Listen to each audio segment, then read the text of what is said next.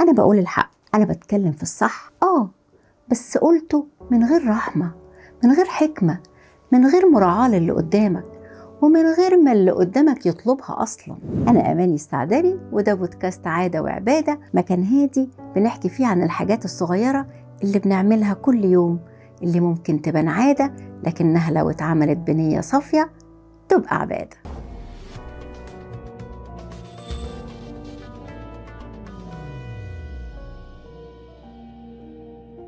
كلنا توجه لنا نصايح كتير قبل كده ولغاية دلوقتي، وكلنا في مرة حسينا ان النصيحة دي وجعتنا اكتر ما نفعتنا، صح ولا لا؟ واحدة مقضياها زعيق في ابنها مثلا بحجة ان انا عايزة انبهه، عايزة اعلمه، بس طريقة الكلام خلت اللي قدامها يقفل ويعند ويمكن يبعد عن الصح اكتر واكتر. طيب ده اسلوب نصيحة؟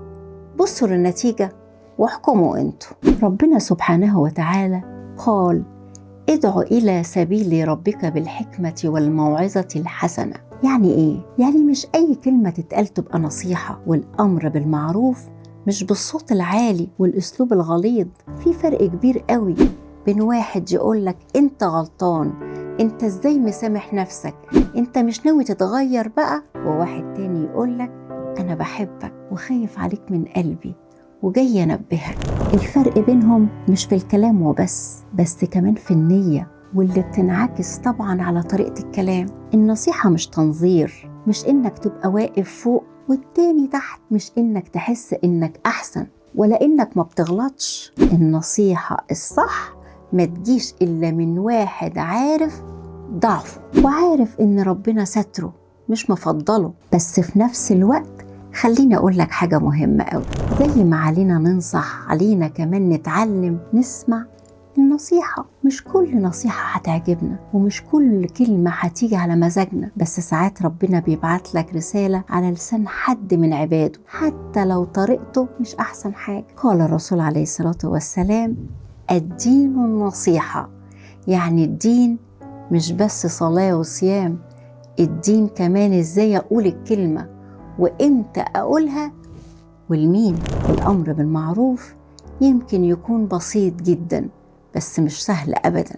إنك تقوم عيب شخص من غير ما تكسره، من غير ما تفضحه، إنك تاخد بإيده للصح مش تزقه وتوقعه في الغلط أكتر وأكتر. دي مسؤولية كبيرة على فكرة، وإحنا مأمورين بيها كلنا. الكلمة اللينة والموعظة الحسنة بتعمل اللي 1000 خناقة ما تعملهوش. النصيحة عادة حتى لو مش واخدين بالنا إننا بنعملها كل يوم، بس لما تتقال بحب وبنية إصلاح تبقى عبادة جميلة وامتثال لأمر إلهي عظيم.